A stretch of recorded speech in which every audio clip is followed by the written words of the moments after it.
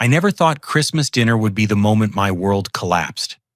But there I sat at my childhood home's dining table, watching my 6-year-old twin daughters' faces crumble as my mother delivered the cruelest blow imaginable. Emma and Grace had been bouncing with excitement all afternoon, their little hands clasped together as they whispered about what Grandma and Grandpa might have wrapped for them under the tree. My wife Sarah squeezed my hand nervously as we gathered around the table with my parents Robert and Linda, along with my sister Jessica, and her 15-year-old son, Tyler.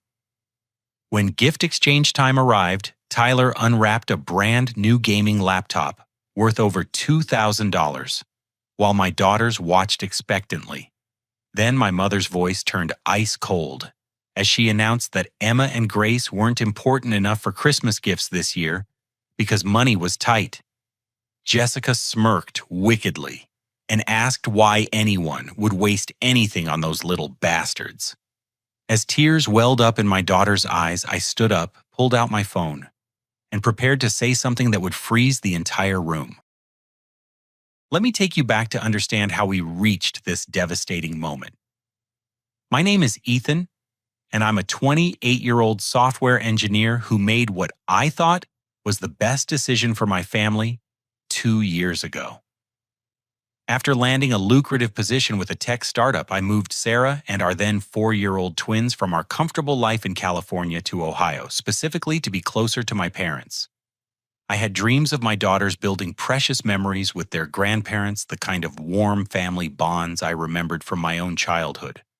My father, Robert, a retired postal worker with calloused hands and a gruff exterior that masked what I believed was a tender heart, had always been my hero growing up. My mother, Linda, a former bank teller with silver hair she kept perfectly styled, had been the nurturing presence who baked cookies and bandaged scraped knees. They lived in the same modest ranch house, where I'd grown up with its faded yellow siding and the oak tree in the backyard where I'd built my first treehouse. The move seemed perfect initially.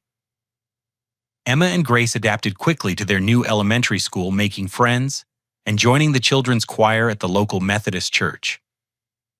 Sarah found work as a nurse at the regional medical center, and I settled into remote work that allowed me flexible hours to spend with family. Sunday dinners at my parents' house became our tradition, and I felt like I was giving my daughters something precious that money couldn't buy. But over the past year, subtle changes began eating at the edges of my contentment. During family gatherings, I noticed how my sister Jessica's son Tyler received different treatment. While my daughters were expected to sit quietly and mind their manners, Tyler could interrupt conversations, demand attention, and even make rude comments about Sarah's cooking without consequence. When Emma tried to show Grandpa a drawing she'd made at school, he'd barely glance at it before turning his attention back to Tyler's latest video game achievements. Jessica herself had always been the family wild card. At 32, she'd never held a steady job for more than 6 months, drifting between retail positions and always claiming that employers didn't appreciate her talents. Her husband had died in a motorcycle accident when Tyler was 8, leaving her with a decent life insurance payout that should have provided stability. Instead, she'd moved back in with our parents within a year, claiming she needed help raising Tyler and couldn't afford rent on her own. The Christmas dinner had started with familiar rituals. Sarah and I arrived carrying expensive bottles of wine and homemade appetizers, while Emma and Grace chattered excitedly about their recent school Christmas pageant where they'd sung solo parts. The house smelled like Linda's traditional roast beef and Yorkshire pudding scents that triggered warm childhood memories of holiday celebrations filled with laughter and genuine affection. Tyler dominated the conversation during dinner, describing his plans for winter break and complaining about teachers who didn't understand his creative approach to assignments. Jessica nodded approvingly at everything he said, while my parents hung on his every word as if he were delivering profound wisdom instead of typical teenage observations about unfair homework expectations. When dessert ended and Robert announced gift time, my daughters practically vibrated with anticipation. They'd spent weeks drawing pictures for their grandparents and had carefully selected small gifts with their allowance money. Emma had bought Linda a ceramic mug with "World's Best Grandma" painted in bright letters, while Grace had chosen a bookmark with Robert's initials embossed in gold. Tyler opened his presents first naturally. The gaming laptop emerged from its box like a shrine to technology, its sleek black surface gleaming under the living room lights. Designer clothes followed name-brand sneakers that cost more than most families spent on groceries in a month, and an envelope containing what appeared to be several $100s in cash, based on Tyler's excited reaction.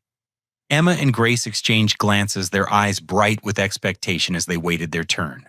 They'd been taught to wait patiently, to let others go first, to be grateful for whatever they received. Good manners and gratitude had been drilled into them since they could speak, and they embodied those values perfectly as they sat with their hands folded, smiling hopefully at their grandparents. That's when Linda's expression shifted into something I'd never seen before. Her warm grandmother smile disappeared, replaced by a cold mask that made my stomach drop. Robert avoided eye contact entirely, suddenly finding great interest in examining the wrapping paper scattered around Tyler's feet. "Girls," Linda said, her voice carrying the emotional temperature of a January morning. "I'm afraid Grandma and Grandpa don't have presents for you this year. Money is just too tight, and we can't afford gifts for every child." The words hit like physical blows. Emma's smile faltered, first confusion replacing excitement as she tried to process what she'd heard. Grace looked from Linda to Robert, to me, searching for someone to explain why Christmas had suddenly become a punishment instead of a celebration. "But we made you presents," Emma whispered, her small voice carrying devastation that no six-year-old should ever experience. Jessica's reaction was the moment everything crystallized into perfect, horrifying clarity. Instead of showing even basic human decency, she actually smirked, a cruel expression that transformed her face into something ugly and vindictive. "Honestly, why waste anything on those little bastards?" she said, her voice dripping with contempt. "They're spoiled enough living in California. They don't need more stuff." That's when I discovered that rage could feel like ice water in your veins instead of fire. As my daughter's eyes filled with tears and Sarah gasped in shock, I felt something fundamental break inside my chest. These weren't strangers being cruel to my children. This was my family, people I'd trusted and loved, deliberately hurting the most innocent people in the room for reasons I couldn't begin to understand. But then understanding came crashing down as I overheard Jessica whisper something to Tyler about her recent casino winnings paying for their upcoming vacation to Hawaii. Casino winnings, vacation plans, while claiming they couldn't afford $20 gifts for my daughters. I pulled out my phone, my hands steady despite the earthquake happening inside my heart. The device felt heavy with the weight of what I was about to reveal, information I'd discovered just 1 week earlier that would shatter this family forever. The phone in my hand contained evidence that would destroy everything my parents had built their reputation on. But watching my daughters fight back tears, while Jessica's cruel laughter filled the room, I knew there was no choice left but complete honesty. "I can silly notes by. You know what's interesting about tight money?" I said, my voice cutting through the uncomfortable silence that had fallen over the room. "It's fascinating how selective financial hardship can be." Robert's face immediately drained of color, while Linda's eyes darted nervously toward Jessica. Sarah moved closer to our daughters, wrapping protective arms around both girls as they tried to understand why their Christmas had turned into a nightmare. "What are you talking about, Ethan?" Jessica demanded, her smirk faltering slightly. "You're being dramatic over some stupid presents. Kids need to learn disappointment." Tyler looked confused by the sudden tension, his attention finally shifting away from his expensive gifts toward the adult drama unfolding around him.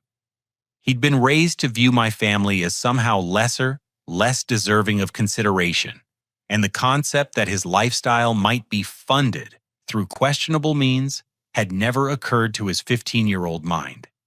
I scrolled through my phone to the screenshots I'd been carrying around like burning coals for the past week. Bank records, financial statements, transfer receipts. A paper trail that painted a picture of deception so comprehensive it took my breath away, even now seeing it again.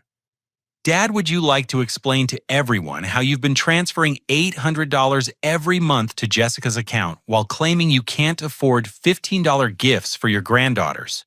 I asked, my voice steady despite the earthquake happening in my chest. The silence that followed was absolute. Even Tyler stopped examining his new laptop, sensing that something significant was happening beyond his understanding. Linda's hands began shaking as she gripped the edge of the dining table, her knuckles white against the dark wood. "I don't know what you think you found, but you're wrong," Robert said, but his voice lacked conviction. "We help Jessica because she needs it. She's a single mother trying to raise Tyler right." "Help her with what exactly?" I pressed, pulling up more evidence on my phone. "Her gambling debts. The $5,000 she lost at the Riverboat Casino in Cincinnati last month, or maybe the credit cards she's maxed out buying things she can't afford." Jessica's face transformed from smug superiority to pure panic in the span of 3 seconds. "You have no right to look into my personal finances, you self-righteous bastard." "Actually, I didn't look into yours," I said calmly. "I looked into theirs after I started noticing some inconsistencies in their supposed poverty." The truth had started unraveling completely by accident. 3 weeks earlier, I'd offered to help my parents set up online banking after Linda complained about having to drive to the bank branch every week. She'd reluctantly agreed, then forgotten I'd written down her login information to help her practice accessing the account later. Curiosity had gotten the better of me when she mentioned struggling to afford groceries the same day Tyler showed up wearing $200 sneakers. What I found in their account history had kept me awake for 6 straight nights, trying to convince myself there had to be an innocent explanation. Regular transfers to Jessica's account, always in amounts just under $1,000 to avoid triggering bank reporting requirements. Payments to Tyler's private school that cost more per year than many families' annual income. Credit card payments for Jessica's purchases that included designer purses, expensive makeup, and frequent restaurant charges. But the most damning evidence was still coming. The really interesting part, I continued, my voice gaining strength as righteous anger replaced shock, is where you've been getting the money for all this generosity. Sarah's nursing background had trained her to read people's stress responses, and she immediately recognized that Linda was approaching a full panic attack. Her breathing had become rapid, and shallow sweat beading on her forehead, despite the house being almost cold from the winter weather outside. "Ethan, maybe we should discuss this privately," Sarah suggested gently, always trying to preserve family relationships even when they didn't deserve preservation. "No," I said firmly. "My daughters deserved better than this humiliation, and they deserve to understand why their grandmother just told them they're not important enough for Christmas gifts, while their cousin gets thousands of dollars worth of presents." Tyler was beginning to look uncomfortable, finally sensing that his privileged position in the family might not be as secure as he'd always believed. "Mom, what's he talking about?" he asked Jessica. "Nothing, sweetheart," Jessica said quickly. "Your uncle is just being jealous and trying to cause problems because he can't handle that we're closer to Grandma and Grandpa than he is." That's when I revealed the information that would change everything forever. "Mrs. Patterson down the street has been wondering where her money has been going," I said quietly. "She's 84 years old, has early-stage dementia, and has been losing track of significant amounts from her savings account. Amounts that seem to correspond almost exactly with the extra income showing up in Mom and Dad's bank records." The effect was immediate and devastating. Robert actually staggered backward as if I'd physically struck him, while Linda made a sound like a wounded animal. Jessica's eyes went wide as the implications crashed over her. "You're lying," Linda whispered. "We would never. We're not thieves." Mrs. Patterson signed a power of attorney document giving you access to her accounts when she needed help paying bills after her fall last spring. I continued relentlessly. But somehow her utility bills that should cost maybe $200 a month have been requiring check payments of $800 to $1,000. Bills that get deposited into your account instead of the electric company. Emma and Grace were clinging to Sarah, now frightened by the adult emotions swirling around them, but not understanding the words being spoken. Their Christmas morning had transformed into something that would require therapy. To process and rage at that reality fueled my determination to expose every detail. "She trusts you," I said, my voice breaking slightly. "She bakes cookies for you and asks about your health when you stop by to help with her finances. And you've been stealing from a woman with dementia to fund Jessica's gambling and Tyler's private school tuition." Tyler's face had gone pale as understanding finally began to dawn. "Mom, is that true? Are Grandma and Grandpa stealing from old people?" Jessica looked around the room like a trapped animal, her eyes wild with desperation. "It's not stealing when someone can't even remember what they spent money on. She's confused anyway. We're practically doing her a favor by managing her finances before she loses everything." The casual cruelty in her voice, the complete lack of shame or remorse, crystallized everything I needed to know about the people I'd thought I could trust with my children's emotional well-being. "She remembers enough to be scared," I said. "She remembers enough to know something is wrong, but not enough to figure out what. She lies awake at night worrying about money because you've convinced her she's spending thousands of dollars she can't remember spending." Robert finally found his voice, though it came out weak and defensive. "We never took more than we needed. Jessica was going to lose her car if we didn't help, and Tyler needs stability. Mrs. Patterson has more money than she knows what to do with anyway. She has money that's supposed to pay for her medical care when her condition gets worse," I shot back. "Money her late husband saved for 40 years so she'd be secure in her old age. Money that isn't yours to decide how to spend." The room fell silent except for Linda's quiet crying and Emma's whispered question to Grace about why everyone was upset. These were the people I'd moved across the country to be closer to the family I'd wanted my daughters to know and love.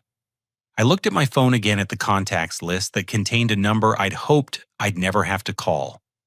But watching my children's confusion and pain, knowing that my parents had prioritized a gambling addict and her spoiled son over basic human decency, I knew what had to be done. "Who are you calling?" Jessica demanded, real fear creeping into her voice for the first time. "Someone who's been waiting for this conversation," I said grimly. My finger hovered over the contact labeled Margaret Patterson as the room held its collective breath. Jessica moved toward me, as if to grab the phone, but Tyler caught her arm, confusion and dawning horror written across his teenage features. "Uncle Ethan, wait," Tyler said, his voice cracking with adolescent uncertainty. "Maybe we can work this out without calling anyone. Family should stick together, right?" For a moment, looking at my nephew's frightened face, I almost hesitated. Despite his privileged position and occasional bratty behavior, Tyler was still just a kid who was about to discover that his entire lifestyle had been built on the suffering of a vulnerable, elderly woman. But then Emma tugged on my shirt sleeve. "Daddy, why is everyone yelling?" she whispered, her small voice cutting through my momentary doubt like a knife. That's when I pressed the call button. The phone rang twice before a warm professional voice answered. "Margaret Patterson speaking." "Margaret, this is Ethan Walsh. We spoke about your aunt 3 weeks ago." Jessica lunged forward, desperation overriding caution. "Hang up that phone right now, Ethan. You don't understand what you're doing to this family." "Actually," Margaret's voice came through the speaker clearly. I think Ethan understands exactly what he's doing. Are you at your parents' house now? Robert sank into his recliner as if his legs could no longer support him. How do you know about us? He asked weakly. Mr. Walsh, I'm going to put you on speaker, Margaret continued. I'm currently at the Cincinnati FBI field office with Special Agent Williams from the Elder Abuse Unit. We've been building a case for the past 2 months, and your call was exactly what we needed to move forward. The words hit the room like a physical explosion. Linda actually screamed a high-pitched sound of pure terror, while Jessica began backing toward the kitchen as if planning to flee. Tyler stood frozen, his new laptop forgotten, as the magnitude of the situation crashed over him. FBI, Sarah breathed unconsciously, pulling our daughters closer to her protective embrace. Mrs. Walsh, I presume? Margaret's voice carried professional compassion. I want you to know that your husband has been incredibly helpful in our investigation. When he contacted me after noticing suspicious financial activity, it provided the final piece we needed to prove systematic elder abuse. I hadn't told Sarah about my weeks of investigation, hoping against hope that I'd find an innocent explanation for what I'd discovered. Now, listening to Margaret's words, the full weight of what I'd uncovered settled on my shoulders like concrete. Ethan called you, Linda's voice came out as a whisper. He did, Margaret confirmed, after he noticed discrepancies in your financial situation and began wondering where the money was coming from. But what he didn't know is that we'd already been investigating you for months. Jessica's face went white as paper. That's impossible. We've been careful. We never took large amounts, and your aunt signed everything willingly.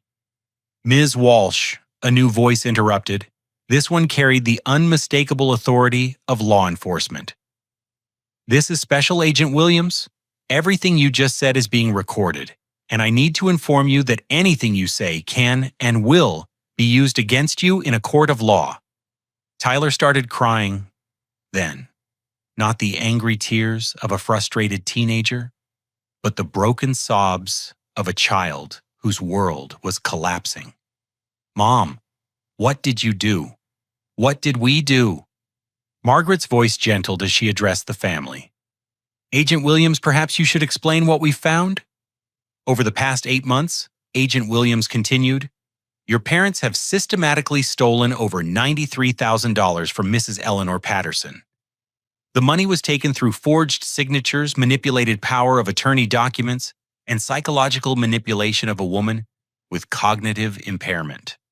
Sarah made a sound like she'd been punched in the stomach. $93,000. The investigation began when Mrs. Patterson's bank teller noticed unusual withdrawal patterns and contacted our office. Mrs. Patterson had been asking confused questions about large purchases. She couldn't remember making medical bills that seemed inflated and home repairs that no one could locate any evidence of. Robert's voice came out hollow and defeated. She kept forgetting things anyway. The money wasn't helping her if she couldn't remember having it. Sir Agent Williams said firmly that money was earmarked for Mrs. Patterson's long-term care. Her late husband worked 2 jobs for 40 years and saved every penny so she'd be protected if her health declined. You've stolen her security, her dignity, and her peace of mind. Emma started crying softly, picking up on the emotional devastation surrounding her even without understanding the adult concepts being discussed. Grace joined her, and soon both my daughters were sobbing in Sarah's arms, while their grandparents faced federal charges and their cousin's life crumbled around him. There's more, Margaret said quietly. Agent Williams, we've also discovered that Jessica Walsh has been embezzling funds from Helping Hands Senior Services, where she works part-time processing donation checks. Approximately $12,000 in donations meant for holiday meals and medical assistance for elderly residents has been diverted to personal accounts. Jessica collapsed into a chair, her face buried in her hands. I was going to pay it back, she mumbled. I just needed to win enough at the casino to cover everything. How much does she owe in gambling debts? I asked, though I wasn't sure I wanted to know the answer. Based on our investigation, approximately $47,000 to various creditors and gambling establishments, Agent Williams replied. The theft from Mrs. Patterson and the nonprofit was an attempt to service those debts. Tyler looked up from his hands, tears streaming down his face. Is this why Dad's life insurance money disappeared? Did you gamble away my college fund too? Jessica's silence was answer enough. We have units positioned around the house, Agent Williams continued. Mr. and Mrs. Walsh, Jessica Walsh, you're going to need to come with us for questioning. Tyler, is there another family member you can stay with? He can stay with us? Sarah said immediately, her nurturing instincts overriding the chaos. At least until we figure out what happens next. Mom, I'm scared, Emma whispered. Are the police going to take Grandma and Grandpa away? I knelt down to my daughter's level, trying to find words that could explain the unexplainable. Sometimes grown-ups make very bad choices that hurt other people. When that happens, there are consequences to help protect everyone else. But why did they hurt Mrs. Patterson? Grace asked. She's nice. She gave us cookies when we moved here. I don't know, sweetheart, I said honestly. Sometimes people do things that don't make sense even to other grown-ups. The sound of vehicles pulling into the driveway signaled the end of our family as we'd known it.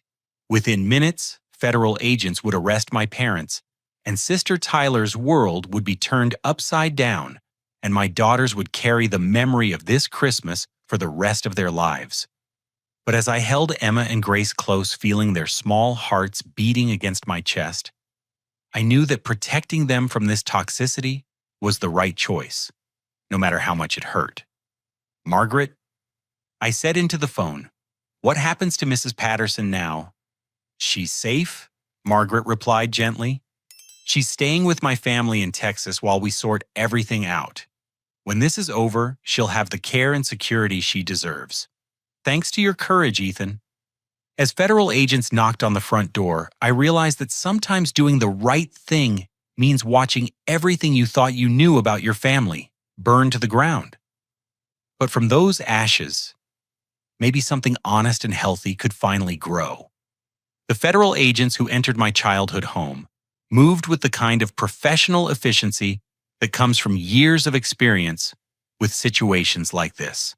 Special Agent Williams was a woman in her 40s with graying hair and kind eyes that had undoubtedly seen too much human cruelty, while her partner, Agent Martinez, appeared younger but carried himself with quiet authority that commanded immediate respect.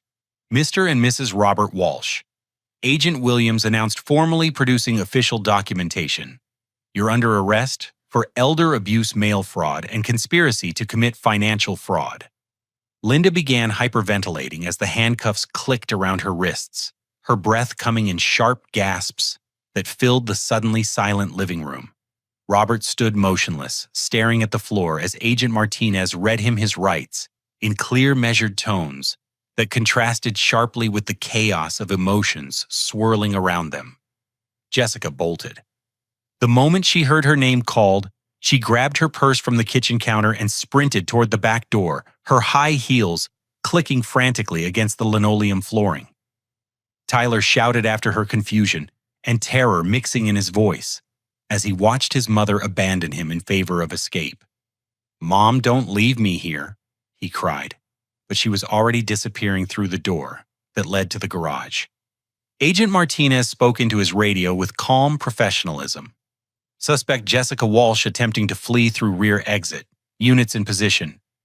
The response crackled back immediately. Copy that. We have eyes on the suspect. I gathered Emma and Grace into my arms, carrying them both to the kitchen where they couldn't see their grandmother being processed for arrest. Sarah followed, her nursing instincts kicking in as she began speaking to the girls in soothing tones about how everything would be okay. Even though none of us knew if that was true. Tyler remained in the living room watching his world disintegrate with the helpless fascination of someone observing a natural disaster. At 15, he was old enough to understand the gravity of what was happening, but too young to have any control over the outcome. "Is my mom coming back?" he asked Agent Williams, his voice small and lost.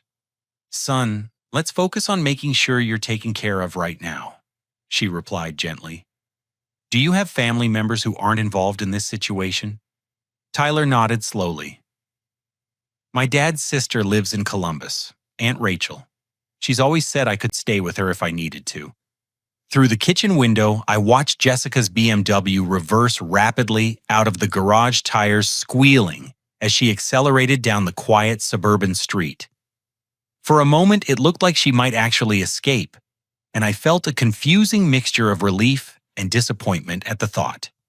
Then the sound of screeching brakes and crushing metal echoed through the neighborhood. Agent Martinez's radio crackled to life again. Suspect vehicle involved in collision 2 blocks south.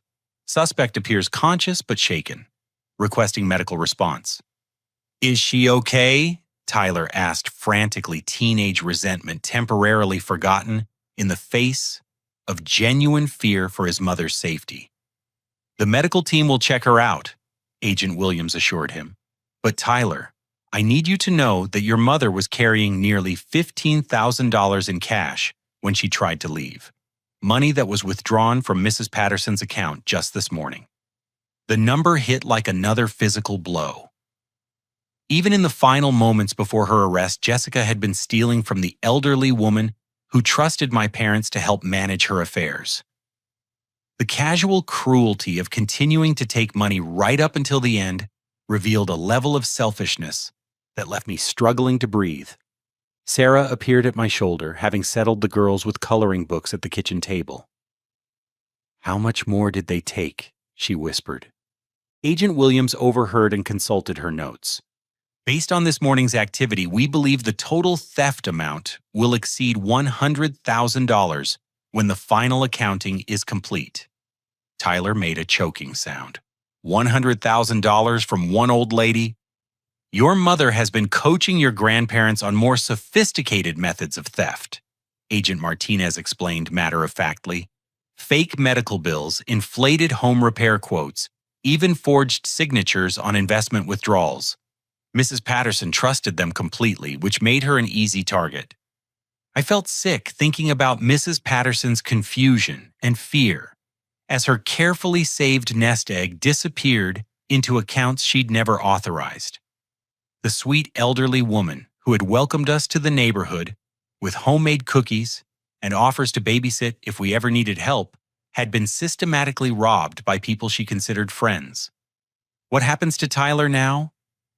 Sarah asked, her protective instincts extending beyond our own children to include the confused teenager whose life had just been destroyed. We'll contact his aunt immediately, Agent Williams said. But given the circumstances, he may be able to stay with family friends until arrangements can be made. Tyler looked up hopefully. Could I stay with Uncle Ethan and Aunt Sarah? At least for tonight? The request caught me off guard.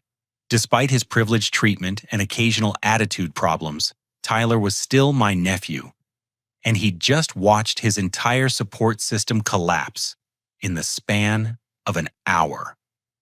Whatever his mother's crimes, he was an innocent victim of her choices. Of course, Sarah said before I could respond. We'll make space for you as long as you need. Agent Martinez returned from coordinating with the teams outside.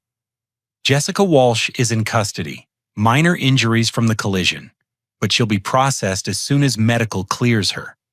The cash she was carrying has been secured as evidence. Linda's crying intensified as they prepared to transport her to federal holding. Ethan, please, she begged through her tears. Don't let them take us away on Christmas. Think about what this will do to the girls. The audacity of her request left me speechless. After humiliating my daughters and attempting to gaslight them about their worth as human beings, she wanted me to consider their feelings now that consequences had arrived for her choices.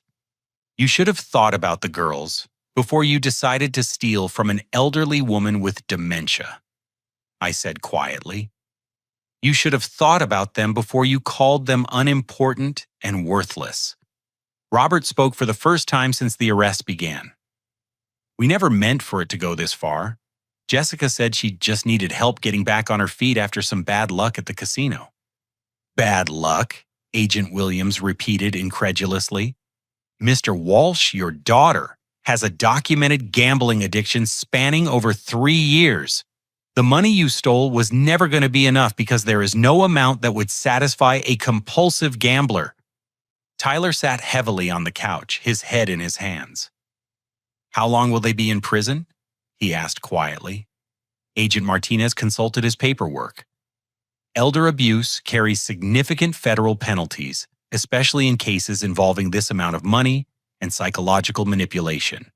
Your mother will likely face additional charges related to the nonprofit theft and her attempt to flee. We're looking at potential sentences ranging from 5 to 15 years depending on cooperation and plea agreements. The numbers hung in the air like a death sentence. Tyler would graduate from high school, finish college, and potentially start a career before his mother and grandparents were free again. His childhood was officially over-ended not by natural growing up, but by the criminal choices of the adults who were supposed to protect him. Emma appeared in the doorway, clutching the ceramic mug she'd bought for Linda. "Daddy, should I still give Grandma her present?" The innocence of the question broke something inside my chest. My 6-year-old daughter, despite being told she wasn't important enough for gifts, still wanted to share her carefully chosen present with the grandmother, who had just been arrested for stealing from elderly neighbors. "You know what, sweetheart?" I said, kneeling down to her level. "Why don't we save that present for someone special who will really appreciate your thoughtfulness?" Like Mrs. Patterson. Grace suggested joining her sister in the doorway. "That's a wonderful idea," Sarah agreed. "Mrs. Patterson would love to know that you were thinking about her."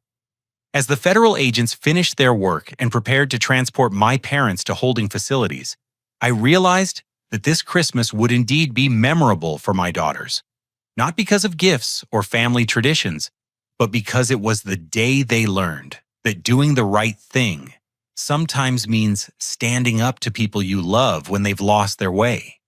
Tyler would sleep in our guest room that night, beginning a journey toward healing that would take years to complete.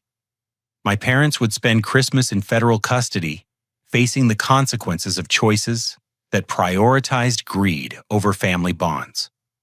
And my daughters would go to sleep knowing that their father had protected them from people who viewed them as less important than money stolen from a vulnerable neighbor. Sometimes the most loving thing you can do for your children is shield them from the toxicity of family members who have forgotten how to be human. The weeks following Christmas passed in a blur of legal proceedings, media attention, and the slow, painful process of rebuilding our lives from the wreckage of family betrayal. Tyler settled into our guest room with the quiet desperation of someone trying to disappear entirely, while Emma and Grace struggled to understand why their grandparents had suddenly vanished from their lives. 3 days after the arrests, Margaret Patterson called with news that would fundamentally change my understanding of what my parents had done to her aunt. "Ethan, there's something you need to know about how we gathered evidence," she said during our morning phone conversation. "Mrs. Patterson has been more aware of what was happening than anyone realized." I was sitting in my home office trying to focus on work while Tyler ate breakfast in the kitchen and Sarah helped the girls get ready for the daycare center that was providing temporary childcare during the crisis. The normalcy of routine felt surreal against the backdrop of federal investigations and pending trials. "What do you mean?" I asked, though part of me dreaded the answer. "The social worker assigned to her case was concerned about financial abuse months ago," Margaret explained. She gave my aunt a small recording device disguised as a medical alert pendant. "Mrs. Patterson has been recording her interactions with your parents since October." The implications hit me like cold water. Recording them, doing what? Everything, Ethan. Conversations about forging her signature, discussions about which of her valuables they could sell, without her noticing, even planning sessions for taking over her house through manipulated power of attorney documents. I closed my eyes trying to process the depth of my parents' betrayal. It was one thing to steal money from a confused elderly woman, but quite another to systematically plan the theft of her entire life's security while pretending to care about her welfare. "How much did they take beyond the money?" I asked. Margaret's voice grew heavy with sadness. Her late husband's watch collection worth about $8,000, several pieces of jewelry that belonged to her mother, even some of her china set that she'd planned to pass down to family. They sold her family heirlooms. Jessica found buyers online. The recordings capture her telling your parents how much certain pieces were worth and which ones would be easiest to replace with cheap duplicates without your aunt noticing immediately. I thought about Mrs. Patterson's gentle confusion when she'd mentioned misplacing items that held sentimental value, how she'd blamed her declining memory for things that had actually been stolen by people she trusted. The psychological manipulation involved in making an elderly woman doubt her own reality felt more cruel than simple theft. There's something else, Margaret continued. The FBI discovered that your parents were part of a larger network of elder abuse operating throughout Ohio and 2 neighboring states. A network. Jessica's gambling contacts introduced them to other families who were systematically targeting elderly residents in assisted living facilities and retirement communities. Your parents were considered especially valuable because of your mother's background in banking and your father's knowledge of postal fraud techniques. The revelation that my parents weren't just opportunistic criminals, but part of an organized elder abuse ring left me struggling to breathe. These weren't desperate people who made one terrible mistake. They were deliberate predators who had weaponized trust and kindness for financial gain. Tyler appeared in my office doorway, his face pale and drawn. Over the past weeks, he'd been learning details about his family's crimes that no teenager should ever have to process. Uncle Ethan, my mom's lawyer, called, he said quietly. They want me to testify about what I knew about the money. What did you tell them? The truth. That I knew Mom was always gambling and asking Grandma and Grandpa for money. But I thought it was their money they were giving her. His voice cracked with adolescent emotion. I feel like such an idiot. All those expensive things, the private school, the vacations, it was all stolen from that nice old lady.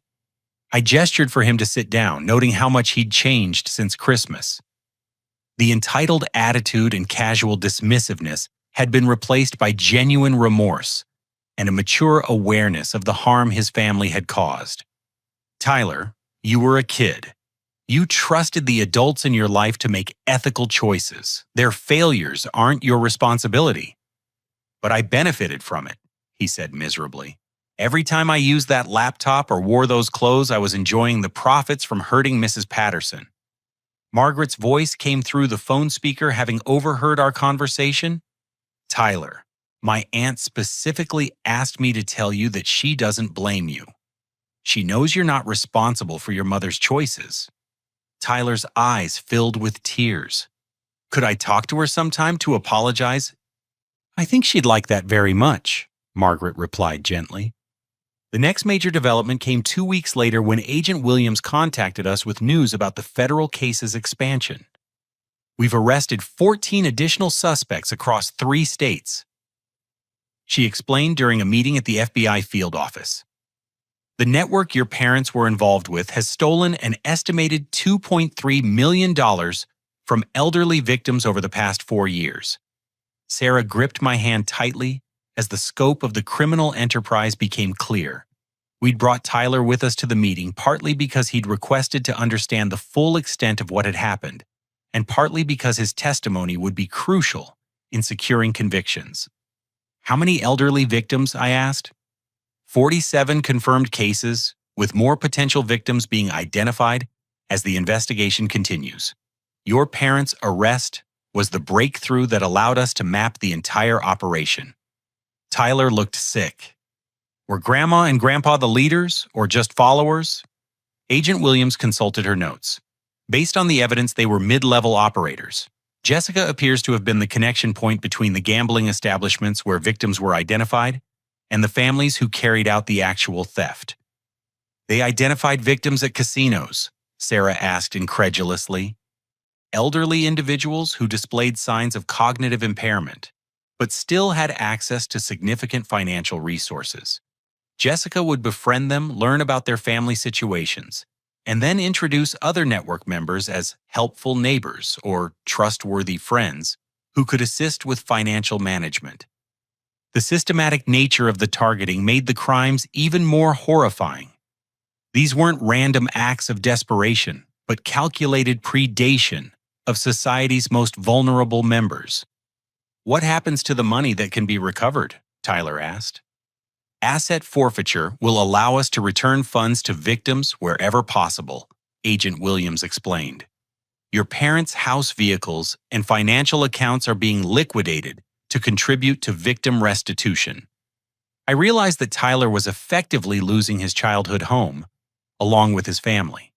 At 15, he was experiencing the kind of complete life upheaval that most people never face at any age.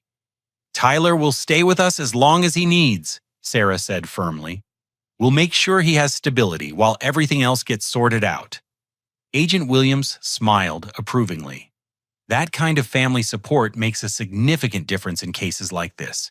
"Tyler, you should know that your cooperation and testimony will help ensure that other elderly victims receive justice."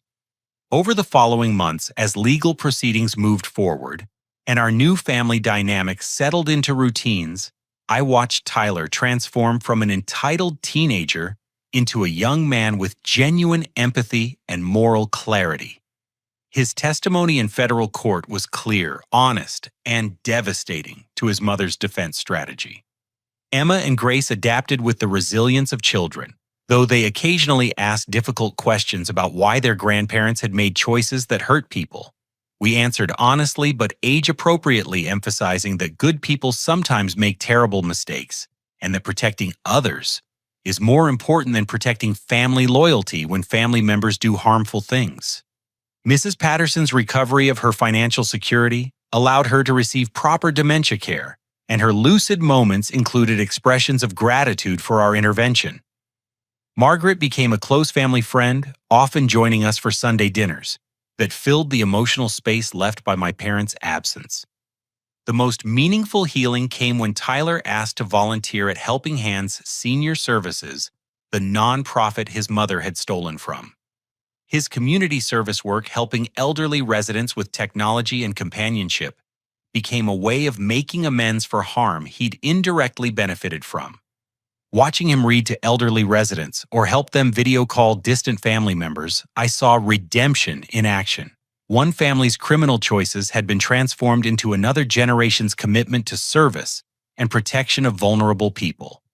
Sometimes the most profound lessons come from witnessing the consequences of moral failures and choosing to do better. 6 months after that devastating Christmas dinner, I sat in a federal courthouse, watching my parents receive their sentences for crimes that had torn apart not just our family, but the lives of dozens of elderly victims across 3 states. The woman I'd once thought of as a loving grandmother sat shackled at the defendant's table while the man who taught me to ride a bicycle and throw a baseball awaited judgment for systematic elder abuse. The courtroom was packed with family members of victims, social workers, FBI agents, and reporters covering what had become a landmark case in elder abuse prosecution. Margaret Patterson sat 2 rows behind me, representing her aunt, who was too frail to attend, but had provided crucial recorded evidence that sealed the convictions. Judge Patricia Morrison, a stern woman in her 60s with decades of experience in federal criminal cases, reviewed the sentencing documents with careful deliberation before addressing the defendants. "Enrichint, Mr. and Mrs. Walsh," she began, her voice carrying the weight of judicial authority. "Your crimes represent one of the most callous exploitations of vulnerable elderly citizens that this court has seen. You systematically targeted individuals with cognitive impairments, gained their trust, and then stripped away not just their financial security, but their dignity and peace of mind." Robert sat motionless as the judge spoke, his shoulders hunched in defeat. Linda wept quietly occasionally, glancing toward the gallery where Tyler sat between Sarah and me, his expression carefully neutral despite the emotional turmoil of watching his grandparents sentenced to federal prison. The evidence shows that you stole over $93,000 from Mrs. Eleanor Patterson alone, money specifically saved for her long-term medical care. Your manipulation of a woman with dementia, convincing her that she was confused about purchases she never made and bills she never incurred, represents psychological abuse that compounds the financial harm. Emma and Grace were at school, spared the trauma of seeing their grandparents sentenced, but Tyler had requested to attend. At 16 now, he'd spent months in therapy, processing his family's crimes, and his role as an unwitting beneficiary of stolen money. His testimony had been crucial in exposing the full scope of the criminal network.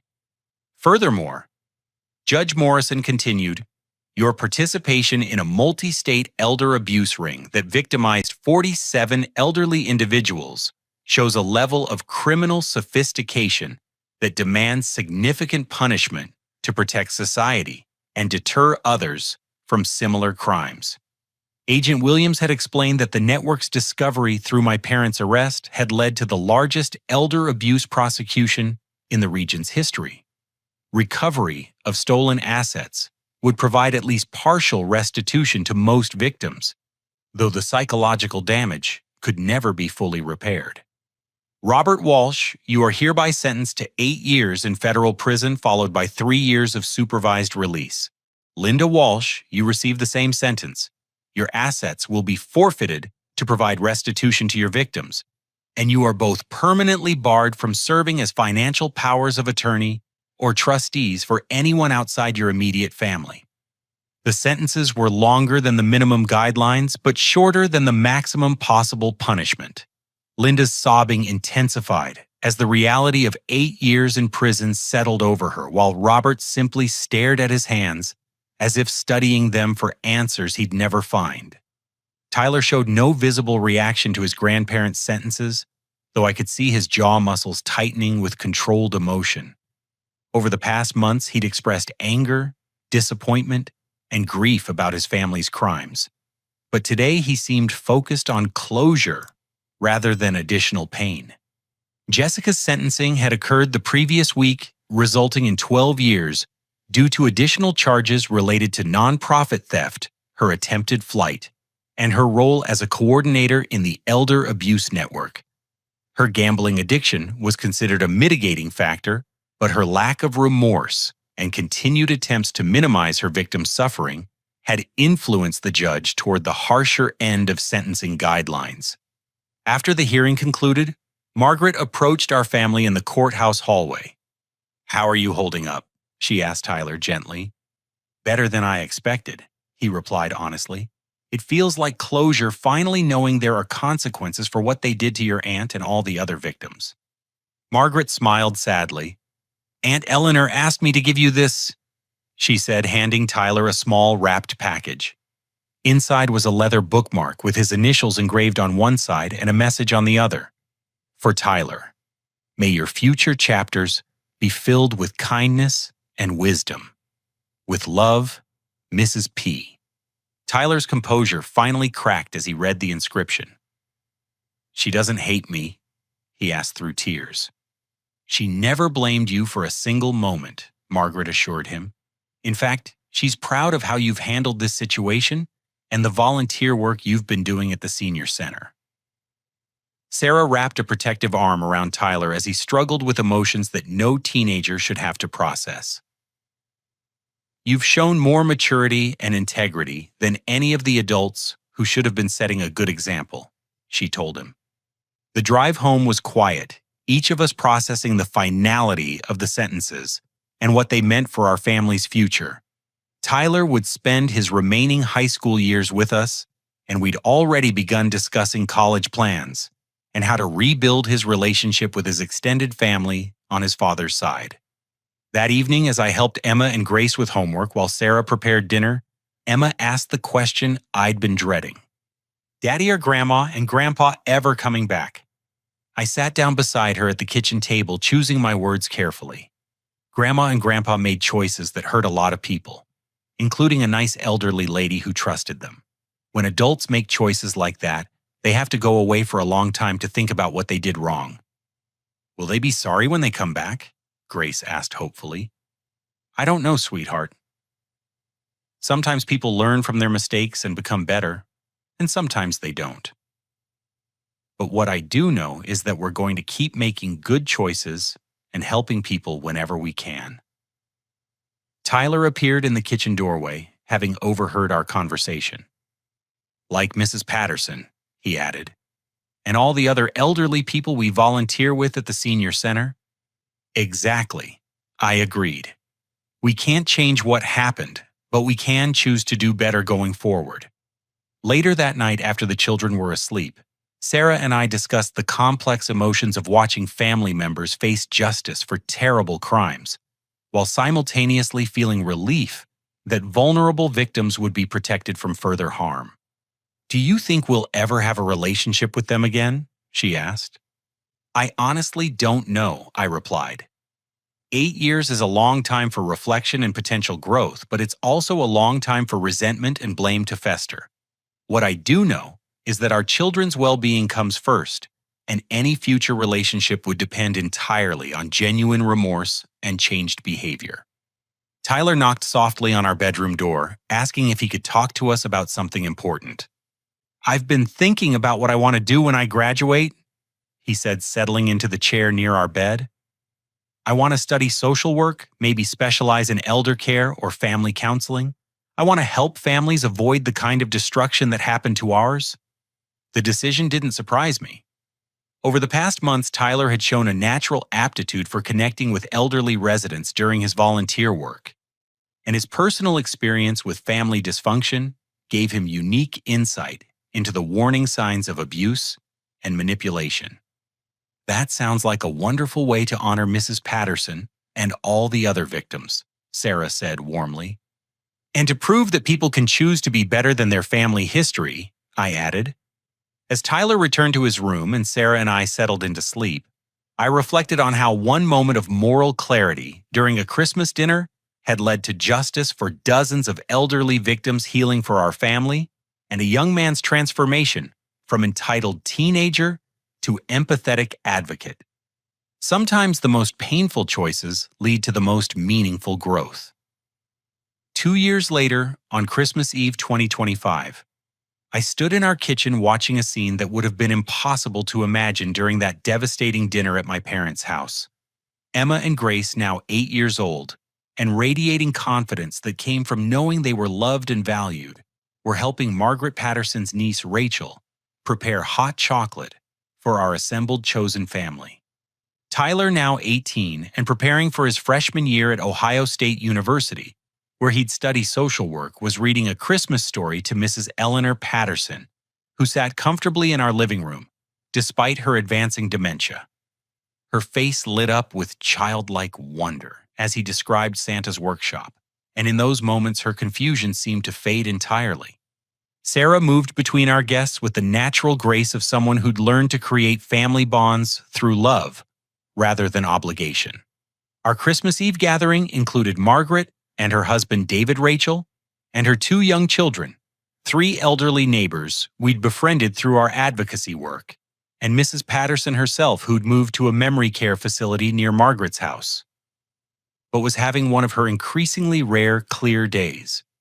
The transformation of our family traditions reflected deeper changes in how we understood the meaning of belonging and protection.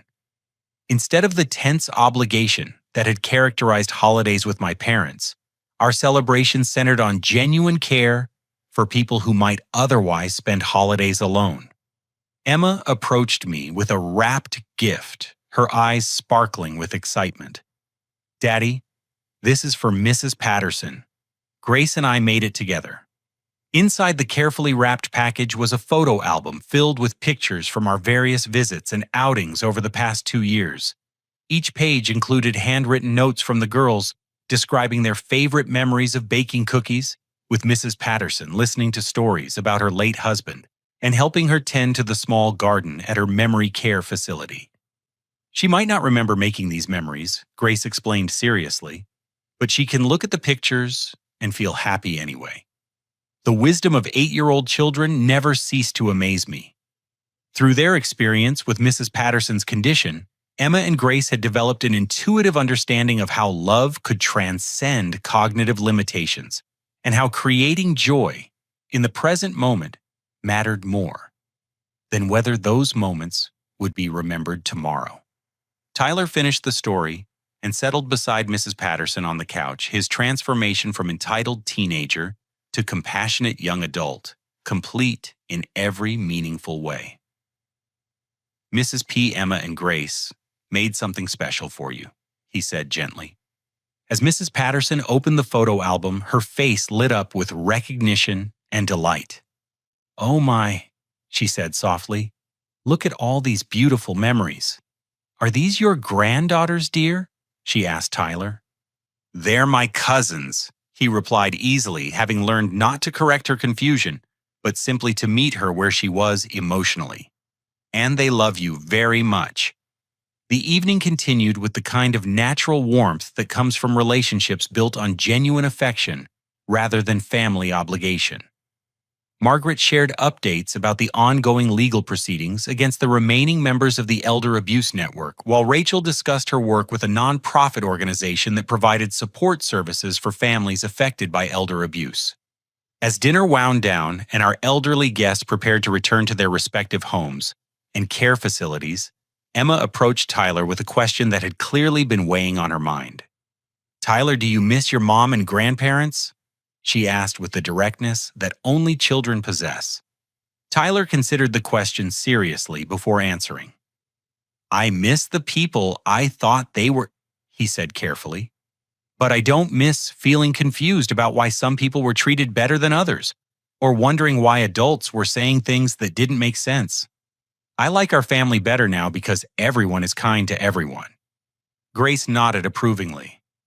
"And nobody calls anybody mean names or says they're not important enough." "Exactly," Tyler agreed. "Real families protect each other and help other people too." Later that evening, after our guests had departed and the children were settling into bed, I found myself reflecting on the journey that had led us to this moment. The phone call that had frozen a room in terror 2 years ago had ultimately freed us from a toxic dynamic that was poisoning my children's understanding of their own worth. Margaret had mentioned during dinner that Mrs. Patterson's financial recovery had allowed her to receive excellent care, and that she often expressed gratitude for the nice family who helped me when bad people were taking my money. The fact that she couldn't always remember our names didn't diminish the genuine affection she felt for our children or the peace of mind that came from knowing she was safe and valued. Tyler knocked on our bedroom door, a habit that had developed during his transition from confused teenager to confident young adult. "I wanted to thank you both for letting me stay here," he said, settling into the familiar chair where we'd had countless conversations about healing forgiveness and building healthy relationships. "I know it wasn't easy taking on another kid, especially one whose family had caused so much pain." "Tyler," Sarah said firmly, "you've never been a burden. You've been a gift. Watching you choose to become a better person than the examples you were given has been one of the most inspiring experiences of our lives." "I got a letter from my mom this week," he continued quietly. "She's still blaming everyone else for what happened and asking when I'm going to visit her in prison." "How do you feel about that?" I asked. "Sad for her mostly. She's spending all this time being angry instead of learning from what happened. But I also know that I can't fix her choices, and I don't have to carry the guilt for her crimes anymore." Tyler's growth in understanding boundaries and personal responsibility had been remarkable to witness. His weekly therapy sessions had helped him process not just his family's crimes, but also his own role in healing and preventing future harm to vulnerable people. "What did you tell her in your response?" Sarah asked. "That I love her, but that I can't have a relationship with someone who refuses to take responsibility for hurting innocent people. And that I hope someday she'll understand why protecting others has to come first." As Tyler returned to his room to finish packing for a volunteer trip to help elderly residents with post-holiday cleanup, I marveled at the young man he'd become. His plans to study social work weren't just career ambitions, but a genuine calling born from personal experience with family dysfunction and its consequences. Emma appeared in our doorway, clutching her favorite stuffed animal and wearing the thoughtful expression that usually preceded important questions. "Daddy, why did we have to lose our old grandparents to get our new family friends?" she asked. The question struck at the heart of everything we'd experienced over the past 2 years. "Sometimes people show us who they really are through their actions," I explained gently. "When they do, we have to decide whether to keep trying to change them or to protect ourselves and find people who already know how to be kind." "But it makes me sad that they chose to be mean instead of nice," she said. "It makes me sad too, sweetheart. But look at all the wonderful people we've met because we chose to help Mrs. Patterson instead of staying quiet about what was happening to her." Grace appeared beside her sister, having overheard our conversation. "And Tyler got to stay with us and become our brother. And we learned that families can choose each other, not just be born together," Emma added wisely. As I tucked both girls into their beds and listened to their prayers for Mrs. Patterson's peaceful sleep and Tyler's success in college, I realized that the life lesson of our experience had crystallized into something profound and lasting. True family consists of people who demonstrate love through actions rather than just words. Protecting children from toxic influences, even when those influences are blood relatives, is an act of love that creates space for healthy relationships to flourish. Standing up to injustice within families doesn't destroy family bonds. It reveals which bonds were built on genuine care and which existed only through obligation and manipulation. The final scene of our Christmas Eve took place in the kitchen, where I found Tyler washing dishes while humming quietly to himself. The young man who'd once accepted expensive gifts funded by stolen money now found contentment in simple acts of service and genuine relationships built on mutual respect. "Any regrets?" I asked, joining him at the sink. "Only that it took so long for Mrs. Patterson to get help," he replied without hesitation. "But no regrets about choosing this family and this life over what we had before." As we finished cleaning up together, I thought about the thousands of people who would watch this story and wonder about their own family dynamics. Some would recognize warning signs of elder abuse or financial manipulation in their own circles. Others might find courage to protect children from toxic relatives who prioritized personal gain over emotional well-being. The most important message wasn't about the specific crimes my family committed, but about the courage required to choose protection over popularity, truth over comfort, and the welfare of vulnerable people over the preservation of destructive family traditions. Standing up for what's right sometimes costs us relationships we thought we wanted to preserve, but it also creates space for relationships built on genuine love, mutual respect, and shared values that strengthen rather than drain our souls. When someone shows you through their actions that they view certain people as less worthy of basic human decency, believe them the first time.